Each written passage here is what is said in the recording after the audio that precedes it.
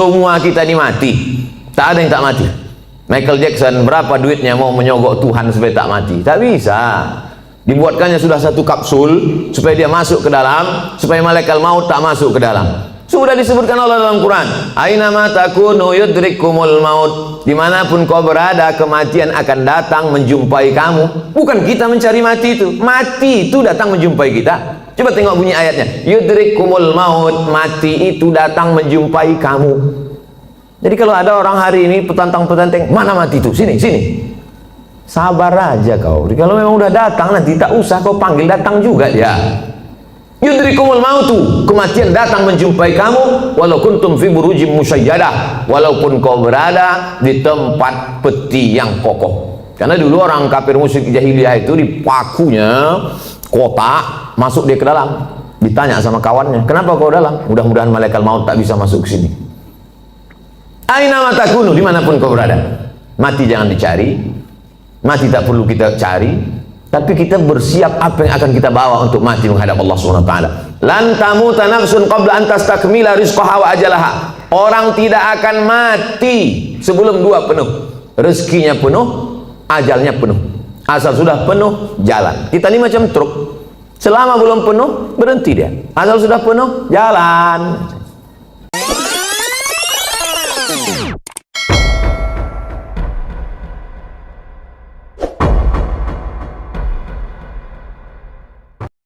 Assalamualaikum warahmatullahi wabarakatuh. Alhamdulillah wassalatu wassalamu ala Rasulillah wa ala alihi wa sahbihi wa man tabi'ahu wa mawalah. Rabbi shrah li sadri wa yassir li amri wa hlul 'uqdatam min lisani yafqahu qawli. Yang sama-sama kita hormati Bapak Dewan Komisaris Bank Sumut, Bapak-bapak Direktur Bank Sumut, karyawan, pegawai, tak dapat saya sebut satu persatu. Insyaallah kita semua dimuliakan Allah Subhanahu wa taala. Amin ya rabbal alamin. Anak raja naik sampan, baju bagus bukan untuk pamer. Bagaimana tahu muka tampan kalau muka ditutup masker? Itu pantunnya baru dapat aja tadi. Jadi sekarang ini banyak orang yang galau, yang tak punya duit galau, yang punya duit makin galau. Karena begitu banyak orang yang meninggal karena COVID-19. Itu yang datang itu baru COVID-19, belum COVID-20, belum COVID-21. Oleh sebab itu maka menghadapi ini tidak ada cara dan jalan lain kecuali berserah diri kepada Allah Subhanahu wa taala. Kita diajarkan Nabi Muhammad SAW, mau ada COVID walaupun tak ada COVID, keluar dari mulut kita itu sama, la haula wala quwata illa billah. Jadi kita diajarkan itu bukan sejak ada COVID ini saja. Sebelum COVID itu ada muncul, kita sudah berkata bangun pagi, alhamdulillahillazi ahyana, dia yang menghidupkan kami, wa amatana, sebelumnya kami mati, wa ilaihin nusyur, dan kita pun akan kembali kepada dia. Ini menghadapi COVID ini manusia ini terbagi dua, Eka dan Eki, ekstrim kanan, ekstrim kiri. Yang ekstrim kiri tak ada COVID itu, malah ditantangnya, mana COVID itu biar kukunyah-kunyah. Yang satu lagi pula amat sangat ketakutan COVID, semua dicuci, semua cuci, wali ke rumah semua cuci tangan, sampai saking seringnya cuci tangan sampai nampak contekan waktu SD dulu. Ada yang mengirim gambarnya ke saya. Oleh sebab itu kita Ahlus Sunnah wal Jamaah berpegang, wa kadzalika ja'alnakum ummatan wasata, kami jadikan kalian ini umat yang pertengahan, tidak terlalu berani kepada COVID karena dia memang penyakit, dia virus, benda itu memang ada. Virus ini ada dari dulu, virus flu, influenza, sampai sekarang belum hilang, maka banyak orang kena influenza. Virus penyakit kuman malaria sampai sekarang masih ada. Jadi yang namanya virus, kuman, bakteri, penyakit itu ada. Ada yang mati, ada yang tak mati. Jadi kemarin kebetulan saya ceramah di rumah sakit, ketemu sama dokter. Kata Pak Dokter, Ustadz Somad, itu sebetulnya kalau kita cuci tangan itu membunuh bakteri. Kalau kita cuci tangan pakai hand sanitizer, pakai sabun, itu membunuh bakteri, Ustaz. Adapun virus tak mati, kata dia. Saya tanya apa beda virus sama bakteri. Nampak kali bodoh kita kan. Masa profesor nanya? Ya diam aja, saya angguk-anggukkan aja. Jadi Ustadz Somad, itu virus itu cara mematikannya bukan dengan cuci tangan Pak Ustadz. Saya diam aja, saya dengar terus. Cara mematikannya itu jangan kasih dia makan. Makanan virus itu gula. Maka kalau tak ada gula, mati dia. Jadi bagaimana cara membunuhnya? Kata dia, banyak-banyak puasa sunat. Memanglah itu ajaran Nabi Muhammad SAW.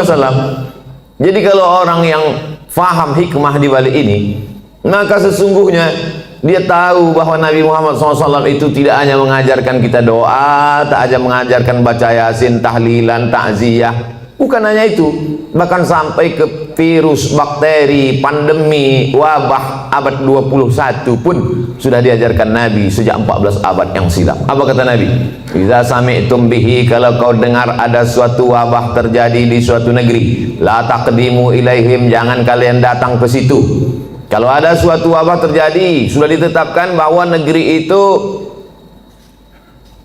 zona merah, zona hitam, jangan kau datang ke sana. Wa idza waqa'tum bihi, kalau di kampung halamanmu terjadi suatu wabah pandemi, la takhruju firaran minhu. Kalau kau dengar ada suatu wabah terjadi di suatu negeri, jangan kau datang ke sana. Dan kalau kau berada di suatu negeri terjadi wabah di situ, jangan kau keluar dari kampungmu. Itulah yang dikenal orang sekarang dengan istilah PSBB, lockdown, social distancing. Bahkan kemudian beberapa negeri kota sampai dikepung, tak boleh keluar, polisi tentara dikerahkan. Sudah diajarkan Nabi SAW 14 abad yang lalu. Bagi yang belum kena, amalkan ini. Bagi yang sudah kena, mati dia. Nabi mengeluarkan statement sabda. Apa kata Nabi? Al-mat'unu syahid. Orang yang mati kena penyakit wabah, syahid, maka matinya mati syahid. Orang yang mati syahid itu selamat dari 4. Tak merasakan sakratul maut, tak merasakan azab kubur, tak merasakan hisab, langsung masuk surga. Jadi Nabi itu sudah berikan 2 langkah. Bagi yang belum kena, ini obatnya. Yang sudah kena, ini obatnya. Maka keluarga tak terlalu bersedih hati. Kenapa? Karena saudaranya, keluarganya, bapaknya, ibunya, anaknya, neneknya, keponakannya, jirannya, sahabatnya itu meninggal dunia dalam keadaan syahid. Dan bagi yang masih hidup, kita diajarkan untuk melakukan langkah-langkah social distancing, protokol kesehatan. Makanya saya tak berani kalau ceramah tausiah di tempat yang tak bisa dibuat protokol kesehatan. Adapun di sini bisa Ustadz nanti di Wang Sumut, nah kita tengok dulu ada tak protokol kesehatan. Ternyata lengkap semuanya. Begitu datang tak bisa dikenali mana direktur, mana, sama semua mukanya, tutup muka. Biasa dulu saya ke Medan ini disambut dengan tola'al badul alaina, solawat, salatullah, salamullah. Tapi begitu datang sini tidak, begitu datang langsung tembak. Masih syukur segan dia tak tembaknya kening tangannya. Kalau tempat lain langsung pang. Habis itu tempat duduk berjarak, pakai masker. Artinya apa? Kita tidak terlalu cemas sekali, tapi kita juga tetap menjaga ini. Jangan terlalu takut kali, jangan pula terlalu berani kali. Kita tetap macam biasa aja. Coba kalau kita terlalu cemas, terlalu takut, terlalu ngeri, iman kita jatuh, imun kita turun, di situ dia masuk. Jadi agak beranikan sedikit, biar jangan apa kali COVID itu. Begitu kalau orang Medan. Kalau orang Jakarta kan kalau ada AC mati kan dibilangnya, lu tolong hidupin tuh AC biar agak dinginan dikit. Kalau orang Medan enggak, ya Pak, tolong kau hidupkan apa itu biar jangan apa kali.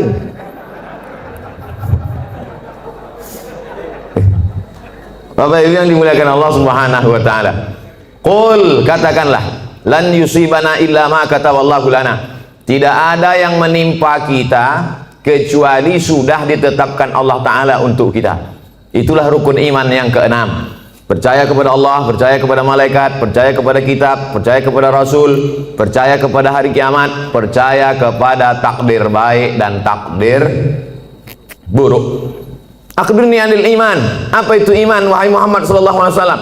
Antu'mina billah wa malaikatihi wa kutubihi wa rusulihi wal yaumil akhir wa biqadri khairihi wa syarrihi, percaya kepada takdir baik, takdir buruk. Tapi ini masalah takdir ini kita mesti dalam menyikapi takdir kita ada al-kasbu wal ikhtiar, ada usaha. Dengan penuh kesadaran kita tak pakai masker, tak social distancing, tidak cuci tangan, tidak pakai hand sanitizer, itu bukan tawakal. Itu bodoh yang terlalu diperlihatkan. Kalau bodoh sendiri aja, jangan ngajak-ngajak orang. Oleh sebab itu maka kalau sudah kita berusaha kena juga, berarti itu takdir. Ada takdir, ada hukum sebab akibat. Pejamkan mata, tak usah tengok kanan kiri, nyebrang di jalan. Itu bukan takdir, sebab akibat. Tapi setelah kita berusaha tengok kanan, tengok kiri, tengok kanan, tengok kiri, menurut kita sudah aman, ditabrak juga. Tidak ada cara lain kecuali beriman kepada takdir baik dan takdir buruk. Itulah beda Jabariyah dengan Ahlus Sunnah. Jabariyah itu halul bid'ah, kelompok ahli bid'ah. Kenapa disebut bid'ah? Karena dia membuat-buat ajaran yang tidak diajarkan Nabi Muhammad SAW. Jabariyah artinya terpaksa. Kata dia hidup ini terpaksa, tak ada pilihan. Kenapa kau tak pakai masker? Aku terserah aja lah, mau mati matilah. Mau tak bisa begitu. Kita harus ada ikhtiar, harus ada usaha. Begitu juga dalam masalah mengambil rezeki, begitu juga dalam masalah menolak bala. Itu semua air minum yang di depan meja itu, di depan kami, di depan saya tadi, itu memang sudah diperuntukkan untuk saya. Air minum itu untuk saya, kue kotak itu untuk saya. Tapi karena saya tak ada usaha untuk membuka dan meminumnya, maka saya tak bisa ke mulut saya, walaupun sudah diuntukkan untuk saya. Itu tentang masalah menarik rezeki. Begitu juga dengan menolak bala. Kalau tidak ada usaha ikhtiar dari kita, bawa sepeda motor kerja, dikunci stangnya, habis itu beli pula gembok, kunci ban depan, habis itu rantainya digembok pula, kemudian ban belakang itu ikatkan ke pohon pinang. Pas pulang sore, diambil pencuri itu sama pokok-pokok pinangnya sekalian. Maka itu takdir. Itu takdir namanya. Beriman kepada takdir baik, takdir buruk. Tapi orangnya cengengesan, lalu kemudian tak tentu arah, entah bagaimana ceritanya, otaknya tak fokus, mau berangkat, ditinggalkannya kunci situ, naik dia ke atas, asik nelpon, ya betul, kiki, tinggal kunci. Habis itu turun ke bawah, lapor sama security, Pak security, motor saya tinggal hilang. Gimana keadaannya? Tadi saya tinggalkan kunci. Ah, mampuslah kau, gitu deh. Kenapa? Berarti kurang usaha, tak ada ikhtiar. Itu yang diajarkan Nabi Muhammad SAW. Jadi ke suatu ketika seorang sahabat masuk ke dalam Masjid Nabawi. Ditanyanya Nabi, ya Rasulullah, itu ontaku di luar belum kutambatkan. Aqiluha wa atawakal am utliquha wa atawakal. Kulepaskan aja begitu baru aku tawakal, atau kutambatkan dulu ke pokok kurma baru bertawakal. Kata Nabi, kau ikatkan dulu, kau tambatkan dulu, baru kau bertawakal. Sebetulnya itu pikiran sederhana saja. Cuman sahabat ini mau ngetes cemana sebetulnya ajaran Islam ini. Apakah perlu usaha atau tawakal saja? Kata Nabi, kau tambatkan dulu, kau ikatkan dulu, kau yakinkan dulu dia tak lari. Setelah itu barulah kau tawakal kepada Allah. Begitu dalam masalah mencari rezeki, begitu juga dalam masalah menolak bala. Wa iyam sasqallahu bidurrim fala kashifa lahu illahu. Kalau kau ditimpa suatu musibah, penyakit, kehilangan, kebakaran, tumpur, hilang, bangkrut, tidak ada yang bisa menyingkapkannya kecuali Allah. Wa yuridka bi khairin fala radda li fadlih. Tapi kalau Allah mau ngasih kau rezeki, mau menaikkan jabatanmu, maka tak pula ada yang bisa menolaknya. Itulah makanya setiap subuh kita katakan raditu billahi rabbah. Aku ridha menerima segala sesuatunya. Hanya saja kadang orang kita ini salah pasang. Kalau ada terjadi sesuatu musibah terjadi, dia katakan ikhlas ya, ikhlaskan aja. Sebetulnya yang tepat itu bukan ikhlas, ridho. Ridho menerima ketetapan Allah Subhanahu wa taala. Ridho itu bahasa kitanya apa? Ridho itu artinya plong, berlapang dada. Seperti ridhonya orang mati dimandikan oleh orang yang memandikan jenazah. Begitulah ridho kita kepada takdir ketetapan Allah. Sebagaimana orang mati dimandikan. Ibu, bapak pernah menengok orang mati waktu dikorek hidungnya melawan dia? Yang kau cucuk-cucuk hidung gitu? Tak ada. Terserahlah, mau kalian cucuk hidungku, telingaku, terserah. Makanya waktu kita masih hidup ini baik-baik sama orang. Nanti balik dari sini cari di RT RW itu siapa yang mandikan jenazah, baik-baik sama dia. Kalau kita sombong-sombong sekarang, pas kita mati nanti disemprotnya pakai door smear. Apalagi Bank Sumut ada program santunan, santuni mereka, memandikan jenazah, orang yang menguburkan, orang yang supir ambulan. Kalau mati kita, supir ambulan tuh baik sama kita, pelan-pelan dibuatnya, lari-lari 20. Coba kalau kita sombong angkuh, dibuatnya 120, antuk kepala kau di belakang. Nyawa baru tercabut, sakitnya belum hilang, lempang. Baru kau tahankan dulu, sombong kali kau kan, kata dia. Oleh sebab itu maka ini semua adalah bagaimana kita menyikapi hidup. Hidup ini dari dulu sampai sekarang begini-gini aja. Dari sejak zaman Nabi Adam sampai Adam Smith, hidup ini begini-gini aja. Yang kaya sombong, yang punya jabatan sombong, orang miskin susah melarat, mau mati aja bawaannya. Jadi tinggal kita bagaimana menyikapi hidup. Dulu yang hidup di Medan ini datuk nenek moyang kita. Habis masa mereka, datanglah masa ayah emak kita. Habis masa mereka, sekarang masa kita. Ini sedang hijau-hijaunya ini. Ibarat baru bertunas hijau, berbatang, mekar, berputih, berbuah, kuning, layu, mati. Yang di hadapan saya ini hijau-hijau semua. Maskernya maksudnya. Sampai masanya kita akan menguning dan layu.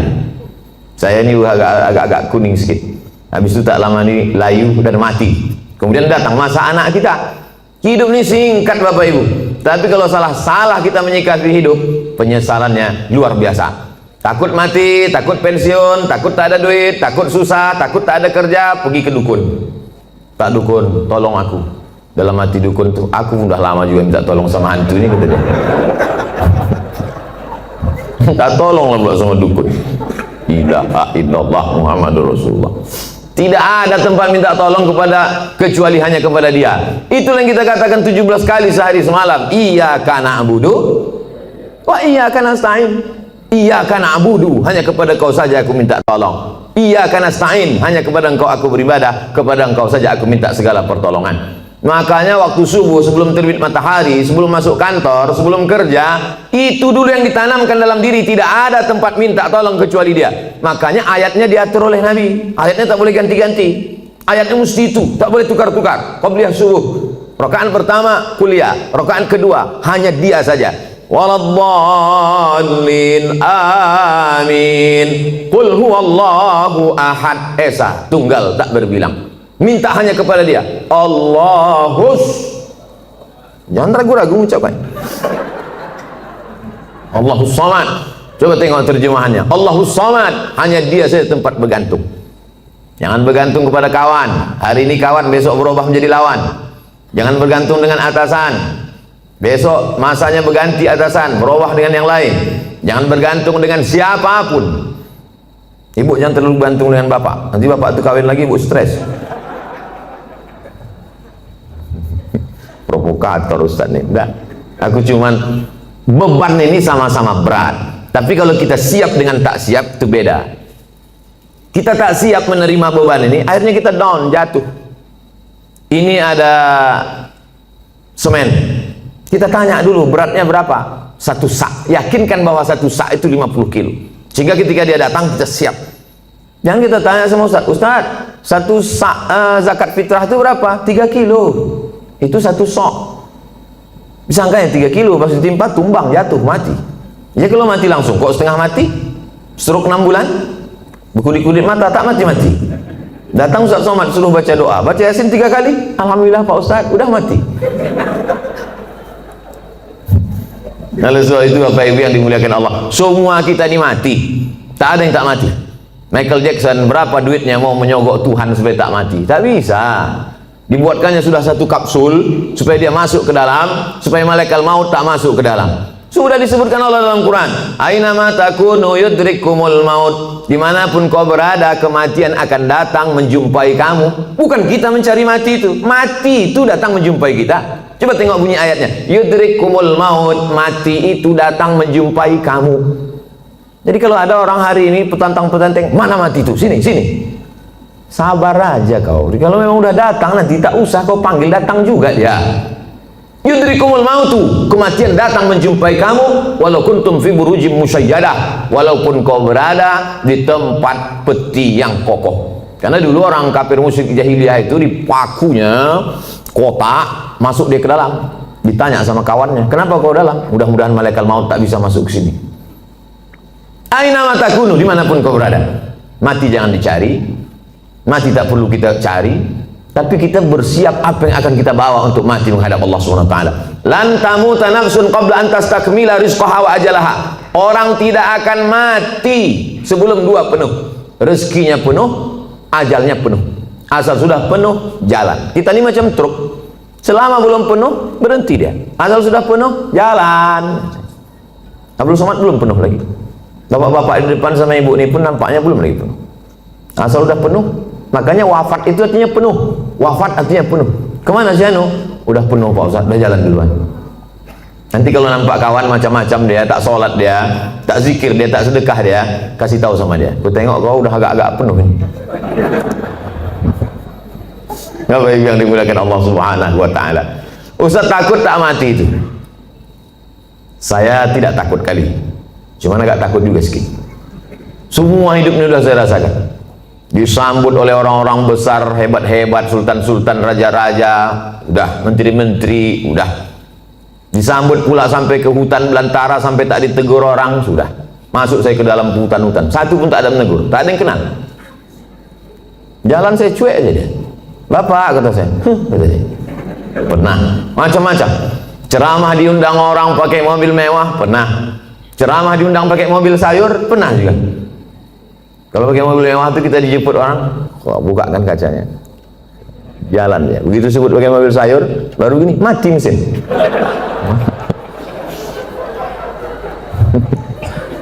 Macam-macam hidupnya sudah. Dikurung orang dalam kamar, dicabutkannya pedang, pernah. Mana itu Abdul Somad, anti kebinekaan, mau kubunuh dia, mana katanya. Gua orangnya luar biasa. 3 bulan sesudah itu dikirimkan video, dikerangkeng dalam penjara. Mampus kau, kata saya. Tapi nggak kuat-kuat kali dalam hati aja. Macam-macam hidup ini sudah. Titel sudah, LC sudah, MA sudah, doktor sudah, profesor sudah. Tinggal satu lagi, almarhum. Nah, oleh sebab itu mati ini, dulu saya berpikir bahwa mati itu 63 tahun, mesti macam umur Nabi Muhammad SAW. Ternyata kawan-kawan, saya pejamkan mata, si Anu kawan kuliah saya meninggal, si Anu kawan saya dulu SMA meninggal, si Pulan kawan saya dulu sama-sama SD, sama-sama cabut kali, sama-sama mandi di sungai, meninggal. Jadi kita kalau nengok orang meninggal itu jangan tengok yang tua-tua. Itu kekeliruan kita. Nengok orang meninggal yang ubannya banyak, sehingga habis itu kita nengok di kaca, masih 3, masih lama lagi. Malaikat maut menengok orang mati itu, mencabut nyawa itu tidak menengok ubannya. Berapa banyak orang yang beruban tak mati-mati? KPU, kepala penuh uban. Mau nanti waktu sebelum diupload dibuang nih, tersinggung KPU dituntutnya bahasanya. Saudara yang dimuliakan Allah Subhanahu wa taala, oleh sebab itu maka bagaimana kita menjalani hidup ini, yang masa lalu sudah lewat, yang masa akan datang kita tak tahu, maka kita jalani yang masa sekarang, bagaimana kita melangkah ke depan. Maka bangun pagi, bangkitkan semangat. Aku hari ini masih diberi Allah kehidupan, langkahkan kaki, berangkat ke tempat kerja, bismillahirrahmanirrahim, la haula wala quwata illa billah. Tetap bawa STNK BPKB. Kan pula macam la haula wala quwata, masuk lampu merah tak pandang lagi. Tangkap semua polisi. Kenapa kau tak ikut patroli lalu lintas? La haula wala quwata illa billah. Bukan kau aja yang dengar pengajian Ustaz Somad, aku penonton juga, kata Pak Polisi. Macam kau aja yang pengajian gitu. Oleh sebab itu maka setelah kita berangkat di tempat kerja itu serius kita. Kenapa? Karena kita mencari rezeki yang halal untuk makan, keluarga, anak, sekolah. Mudah-mudahan anak-anak kita ini menjadi anak yang soleh dan solihah. Berdoa dia tengah malam waktu kita mati.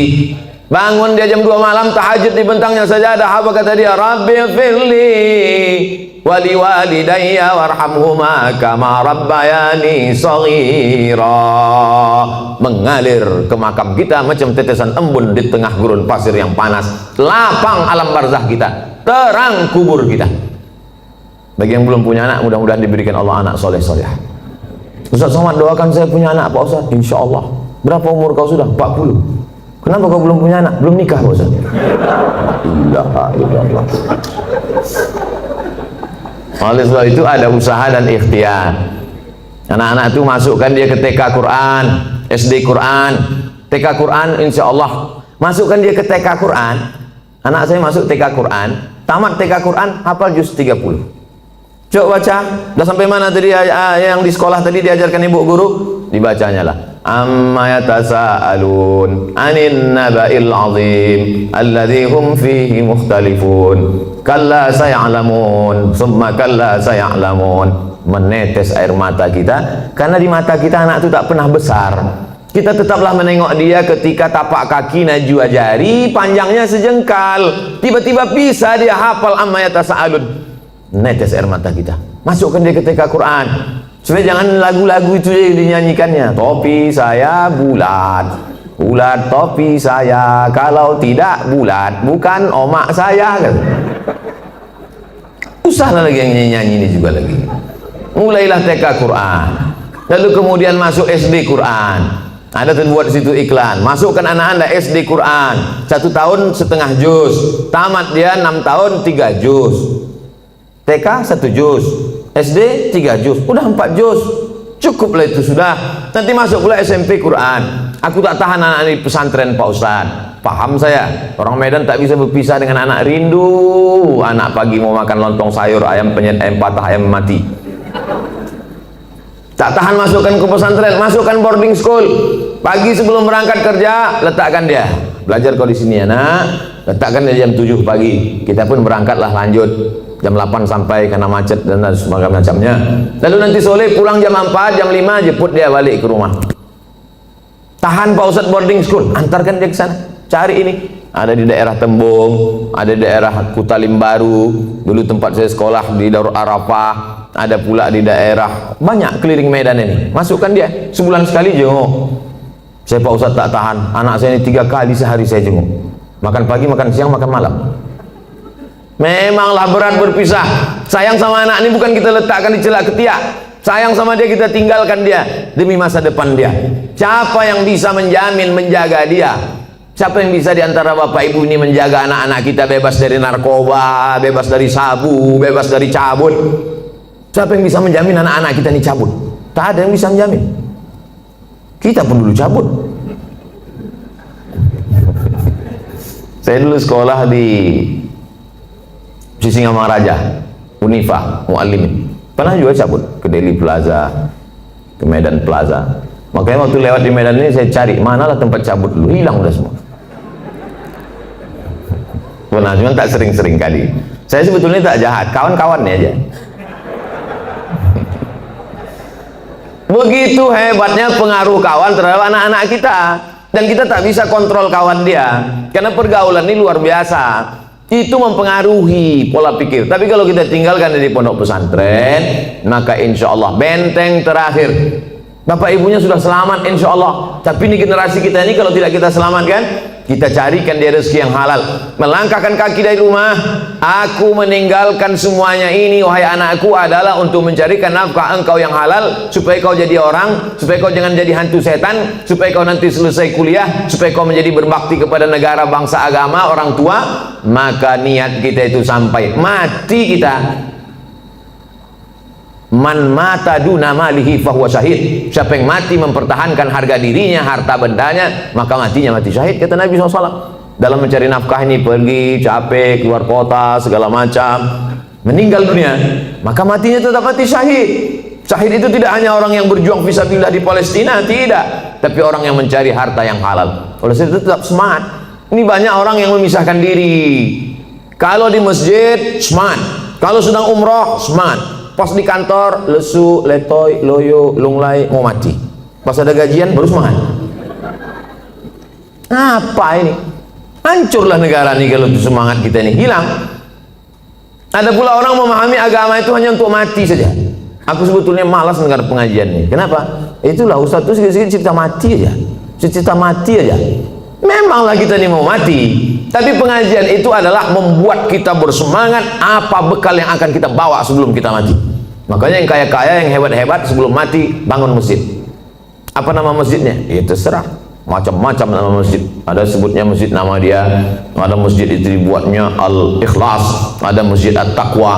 Tadi subuh kami pengajian di masjid Jami'atut Taqwa, tinggi hampir 2 meter. Kata panitia pembangunan masjid, ini Pak di bawah ini tanah. Enggak, dicor semuanya. Entah berapa molen gitu dia. Hebat betul. Tak ada lagi tanah di Medan. Banyak betul duit orang Medan. Di mana-mana masjid pakai timbun tanah liat, tanah merah. Dia enggak pakai cor. Artinya apa? Luar biasa kemampuan orang. Harus ada tekad dalam hati yang punya duit. Sebelum aku mati, aku bangun masjid. Tapi tak perlu pula kita buat di update status sebelum mati bangun masjid, like and share. Paling tidak kita dalam hati kita, tekad kita. Tak sanggup saya bangun masjid Pak Ustadz. Saya ini tak bisa bangun masjid Pak Ustadz. Bangun rumah saya aja 3M. Wah, banyak kali duit kau. 3 kali minjam Pak Ustadz. Kalau tak sanggup semua, jangan tinggalkan semua. Datangi ketua pembangunan masjid. Aku tak sanggup Pak kalau untuk bangun masjid, tapi ngasih pintu kosen bisa. Ini ku kasihkan kipas angin. Ini aku kasihkan meja untuk pengajian Ustadz. Ini ku kasihkan kursi khusus. Ini kursi Pak untuk wakaf di masjid ini. Mantap kali kursinya. Ini kalau pas Ustadz Somad aja datang ke Medan. Ustadz lain jangan. Jangan begitu. Semua dipakaikan. Itulah yang akan kekal abadi. Ini kadang banyak orang ini mau numpuk mobil, motor, rumah segala macam. Pas mati habis, tinggal semuanya. Hidup kita ini macam mimpi Bapak Ibu. Kata Sayyidina Ali an-nasu niyam, manusia ini tidur semuanya. Bapak ini sedang tidur, ibu sedang tidur, semua kita ini sedang tidur. Kita baru terbangun itu ketika kita mati, barulah kita tersadar rupanya kita ini sedang dalam tidur panjang dan sedang mimpi lelap-lelapnya. Ada yang sedang mimpi jadi ustadz terkenal, ada yang sedang mimpi jadi pengacara, ada yang sedang mimpi jadi bankir, ada yang sedang mimpi macam-macam mimpinya, ada yang sedang mimpi selingkuh. Setelah mati barulah kita tahu kenyataan. Oh, ternyata ini hidup hanya mimpi saja. Siapa yang paling mulia di antara kita nih kalau mati nanti menghadap Allah? Tak ada jaminan Ustaz Abdul Somad lebih mulia, tidak. Apakah Bapak Dewan Komisaris, Bapak Direktur lebih mulia? Belum tentu, belum jaminan. Tapi paling tidak mereka di dunia pernah mulia. Di akhirat mudah-mudahan mulia. Jangan sampai di akhirat tak mulia, di dunia sengsara. Nauzubillah. Makanya doa kita diajarkan Nabi, Rabbana atina fid dunya hasanah wa fil akhirati hasanah. Makanya waktu tawaf itu Rabbana atina fid dunya hasanah wa fil akhirati hasanah wa qina azabannar. Rabbana atina fid dunya hasanah. Ada pula bapak-bapak satu-satu lagi, Rabbana atina fid dunya hasanah wa fil akhirati fatimah. Itu yang ngasih bimbingan manasik haji saya tahun 92 dari embarkasi Polonia Medan. Saya berangkat bulan Mei 1992 dari embarkasi Polonia Medan. Belum ada Kuala Namu lagi waktu itu. Lalu kemudian datanglah Ustadz, lupa saya nama Ustadznya, ngasih manasik haji. Dia yang cerita itu. Ada jamaah haji dari Medan, kata dia berdoa di samping Ka'bah, Rabbana atina fid dunya hasanah wa fil akhirati fatimah. Dipanggil sama Ustadz. Kenapa kau sebut Fatimah? Kalau aku sebut dua kali hasanah, marah Hasanah. Biniku yang kedua Fatimah. Itulah pentingnya kita paham apa yang kita doakan ini. Artinya semangat saja tak cukup. Kita mesti berdoa kepada Allah Subhanahu wa taala. Allah itu suka kita meminta, kata Nabi, sisa'an alih. Walaupun ketika selapmu, sendalmu putus, pas mau masuk masjid pakai sendal, putus dia, berdoa, ya Allah, putus sendalku ya Allah. Allah suka kali menengok kita mengadu kepada Allah, minta sama Allah, meleleh air mata kita kepada Allah. Ini banyak sekarang orang tak mau lagi berdoa, sombong. Assalamualaikum warahmatullahi wabarakatuh. Assalamualaikum warahmatullahi wabarakatuh. Assalamualaikum warahmatullahi wabarakatuh. Langsung buka HP.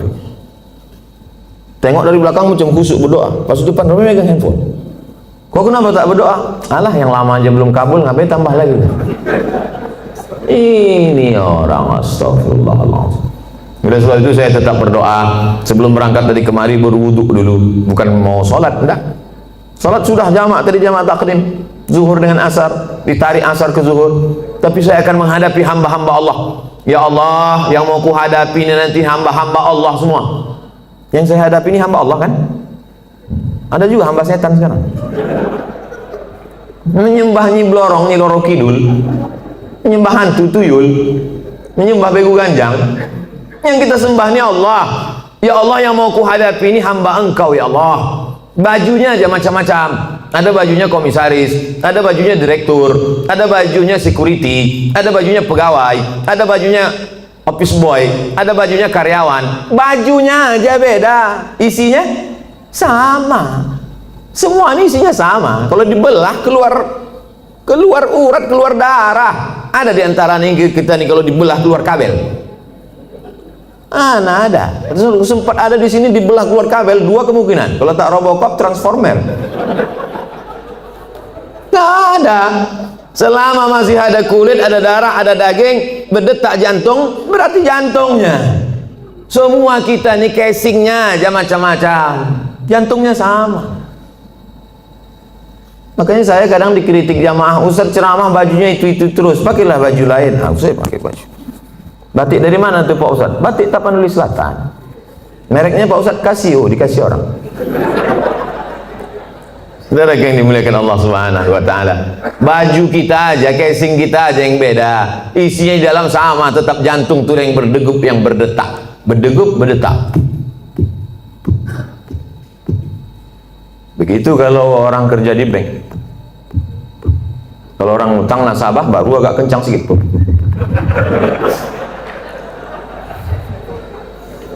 Ini kan yang di depan saya ini banyak-banyak semua duitnya. Tadi pagi, tadi malam kami makan sama Ustaz Somad, orang yang paling banyak duit di Sumatera Utara, adalah dia. Semua duit orang Sumatera Utara dia megang. Masya Allah, tapi duit orang. Apa yang dimuliakan Allah Subhanahu wa taala. Oleh sebab itu maka berpikir kita, apa yang nanti ku bawa setelah aku mati ini. Tadi saya SMS ada salah seorang penulis di Jakarta. Tolong Bapak tuliskan sejarah hidup saya. Aku tak sempat menulis. Baru sebentar menulis 2-3 kata datang telepon. Ustaz bisa tausiah, baru menulis, tak fokus. Tolong kau tuliskan sejarah hidupku. Kalau bisa yang inspiratif, supaya nanti ketika aku mati anak cucuku membaca, semangat dia menjalani hidup. Mudah-mudahan itu menjadi amal soleh. Siap Pak Ustaz, kami tulis. Nanti kalau udah siap kita adakan bedah buku di Islamic Book Fair di Jakarta. Jangan lupa subscribe, like, and share. Saudara yang dimuliakan Allah Subhanahu wa taala. Jadi apa yang bisa kita tinggalkan setelah kematian? Kami tadi pagi melewati Old Town, kota tua. Wah, bagaimana Medan tahun 1800, 120 tahun yang lalu. Ini gedung ini kota tua ini. 100 tahun yang lalu disitulah orang-orang kaya, disitulah datuk-datuk, disitulah sultan-sultan, disitulah Belanda-Belanda, disitulah orang-orang hebat. Hari ini hanya tinggal sarang laba-laba, rumah tinggal, rumah tua. 100 tahun yang lalu. Begitu juga dengan 100 tahun yang akan datang. Kalau tak kiamat dunia ini, kita hanya tinggal kenangan saja. Yang kaya sekarang akan mati, yang hebat punya jabatan akan menghadap Allah Subhanahu wa taala. Oleh sebab itu, yang pertama, bangkitkan semangat kerja. Anak-anak kita didik, dia pula akan mendidik anak dia akan mendidik cucu cicit dia. Maka kita mati, mereka tetap mengirimkan doa kepada kita. Kalau kita ajarkan doa dikirimnya. Kita ajarkan lagu lah dikirimnya. Meninggal kita, tak pernah kita ajarkan doa. Datanglah dia dengan anaknya, dengan istrinya, dengan menantu kita, semuanya pakai baju hitam semuanya. Baju hitam, celana hitam, kerudung hitam, topi hitam, kacamata hitam. Dibuatnya tulisan, kunjungan Man in Black. Tapi kalau kita ajarkan dia Bismillahirrahmanirrahim, Yasin wal Qur'anil Hakim, innaka laminal mursalin ala siratim mustaqim, tanzilal azizir rahim, iqra'uha ala mautakum. Kalau kamu ziarah, bacakan itu ziarah kubur. Payah Pak Ustaz, bawa Yasin nih payah. Kan ada Play Store. Tulislah di situ Quran digital. Enter. Sekarang jangan. Tak ada signal sekarang. Ada Play Store, download Quran digital. Buka surat 36 Yasin, baca. Malam Jumat buka surat yang ke-18, 17 Al-Kahfi, baca Al-Isra Al-Kahfi, man qara'a surat Al-Kahfi. Paksa-paksakan diri. Kalau menunggu lapang, menunggu luang, tak akan ada waktu lapang, tak akan ada waktu luang. Nantilah Pak Ustaz, udah agak-agak besar anak sedikit, nanti waktu lapang luang baru saya baca Quran. Tak ada. Sempat-sempatkan diri dari sekarang. Ibu-ibu alhamdulillah menyempatkan diri pengajian di wirid Yasin, di daerah perumahan, di daerah ikut pengajian-pengajian, di kantor ikut. Kau tak ngaji? Nantilah udah anak-anak besar. Anak besar makin sibuk. Kau tak ngaji? Nantilah anak nikah. Anak nikah makin sibuk bercucu. Ibu ini kenapa tak datang lagi? Jaga cucunya Pak Ustaz. Padahal kalau kita mati bukan mau cucu itu ikut. Pernah Bapak Ibu nengok orang meninggal cucunya ikut?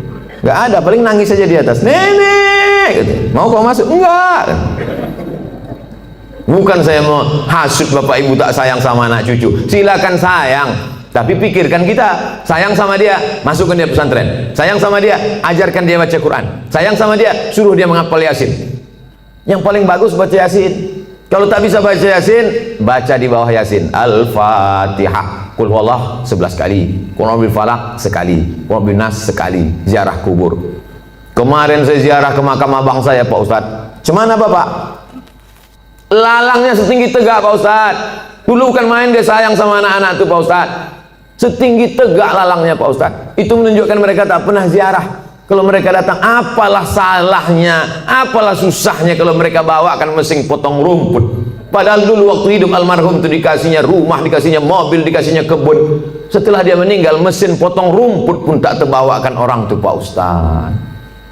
Jadi Bapak kemarin ziarah ke abang apa Bapak itu segitu tinggi lalang? Iya, Pak Ustaz. Berarti selama ini Bapak tak ziarah juga? Saudara kandung pun tak ingat, anak kandung pun tak ingat. Ustaz Somad masih ingat ziarah? Ya, kami jalan darat dari Pekanbaru. Saya sempatkan sampai pula di kisaran jam 10, jam 11 malam. Tetap saya ziarah jam 12 malam. Jam 12 malam ziarah. Tak takut Ustaz sama hantu. Hantu itu takut sama saya. Saya sama hantu. Tuh katanya. Kita takuti Ustaz Somad. Tak usah, kita yang takut sama dia. Sok hebat kali Ustaz Somad. Bapak Ibu yang dimuliakan Allah Subhanahu wa taala, kita bacakan ketika ziarah kubur salam. Ketika lalu kita ucapkan salam. Assalamualaikum ya ahlad diyar minal mu'minin wa inna insyaallah bikum lahiqun yarhamullahul mustaqdimin wal mustakhirin. Nas'alullaha lana wa lakumul afiyah. Oh, panjang ternyata salamnya Pak Ustaz. Ya, itu yang diajarkan Nabi. Kami selama ini pendek aja Pak Ustaz. Apa salamnya? Assalamualaikum ya ahlal kubur. Jadilah daripada tidak salam sama sekali. Bagus kalau Bapak Ibu punya duit, buatkan baleho besar. Saya sangka larangan mengucapkan salam ke kubur. Buatkan baleho agak-agak sebesar itu. Saya kira kalau cuma sebesar itu tak sampai 500.000. Bawakan ke baleho, buatkan. Tempelkan di daerah-daerah kubur. Kalau ada duit 500.000, buat 5. Berapa ini satu ini Pak? Bapak tukang digital printing. Kalau satu ini berapa Pak? 150.000. Ini untuk salam untuk orang kubur. Nanti Bapak kalau mati dapat syafaatnya juga. 100.000, ambillah.